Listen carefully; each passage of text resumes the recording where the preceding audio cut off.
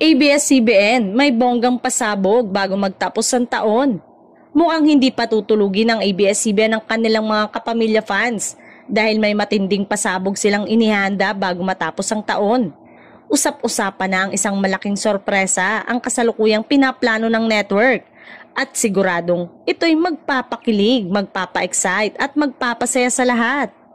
Bagamat tigumpang bibig ng mga insiders, malaki ang usap-usapan na maaaring ito ang tungkol sa bagong teleserye na star-studded ang cast, pagbabalik ng ilang bigating kapamilya stars o isang major collaboration na ikagugulat ng lahat.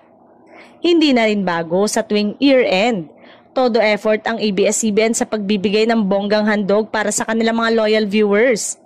Matatandaang nitong taon lang, sunod-sunod ang pagbabalik ng mga bituin gaya ni Bella Padilla at Gladys Reyes.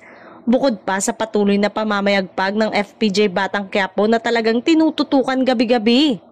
Kaya naman maraming fans ang nag-aabang kung ano pang ilalabas ng Kapamilya Network bago sumapit ang bagong taon. Pasabog kaya ito sa primetime, bagong pelikula, o isang malaking reunion project ng mga paboritong tambalan?